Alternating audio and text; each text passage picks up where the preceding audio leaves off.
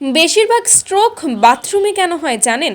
Stroke সাধারণত বাথরুমেই বেশি হয়ে থাকে, কারণ বাথরুমে ঢুকে গোসল করার সময় আমরা প্রথমেই মাথা এবং চুল ভেজাই, যা একদম উচিত নয়।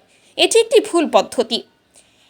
এইভাবে প্রথমেই মাথায় পানি দিলে রক্ত দ্রুত মাথায় উঠে যায় এবং কৈশিক ও ধমনী একসাথে ছিঁড়ে যেতে পারে। ফলস্বরূপ ঘটে স্ট্রোক অথবা মাটিতে পড়ে যাওয়া।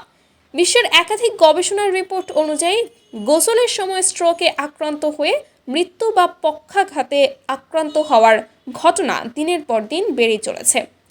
চিকিৎসকদের মতে গোসল করার সময় কিছু নিয়ম মেনে গোসল করা উচিত। সঠিক নিয়ম মেনে গোসল না করলে হতে পারে মৃত্যুও।